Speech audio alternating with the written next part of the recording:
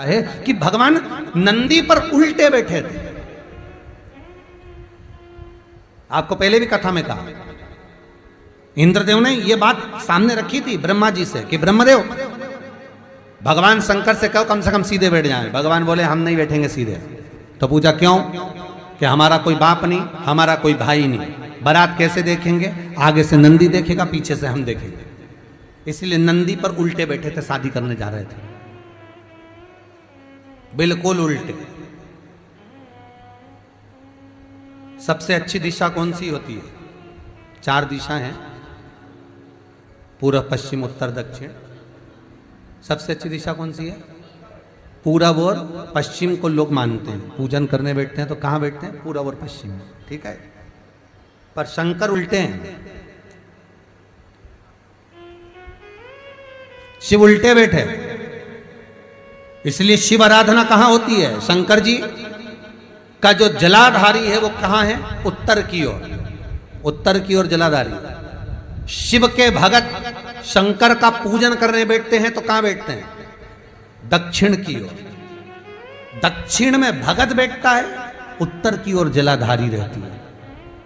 महाराज देखिए कितनी विचित्र लीला है। पंडित जी आपको पूजन करने बिठाएंगे तो कहेंगे पूरा पश्चिम में बैठो, पंडित जी अगर बिठाएंगे तो कहेंगे पूरा पश्चिम में बैठो। पर शंकर का अनुमोदन करने वाला, शिव का स्मरण करने वाला, शंकर की पूजन करने वाला, शंकर को जल चढ़ाने वाला, अगर वो पूरब में बैठकर चढ़ा रहा है, पश्चिम में बैठकर चढ़ा रहा है, उत्तर में बैठकर चढ़ा रहा है, उसका फल मात्र 25% है। और शंकर को अगर दक्षिण में बैठकर उत्तर की ओर मुख कर कर जल चढ़ा रहा है तो उसका पुण्य 1000% है। महाराज उसका पुण्य आनंद में प्राप्त हो जाता है, उसको कम नहीं हो सकता, वो बढ़ता,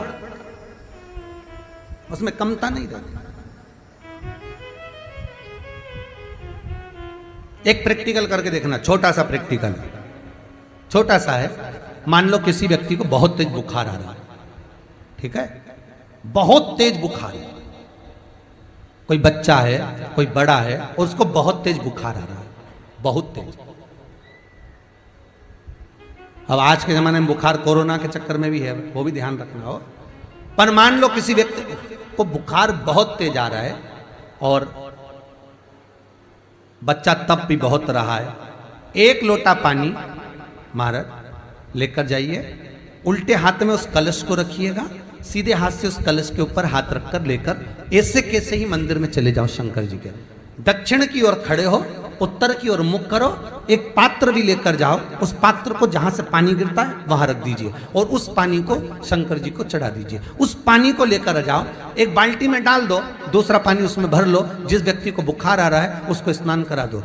15 से 20 मिनट के बाद में, 20 मिनट भी जान दो, अगर आपको लगता है कि शरीर ठंडा हो गया, और आधे घंटे बाद उसको फिर आप टेम्परेचर नापेंगे, बुखार धीरे धीरे समाप्ति की ओर आ जाएगा। बुखार टिकेगा नहीं उसके शरीर।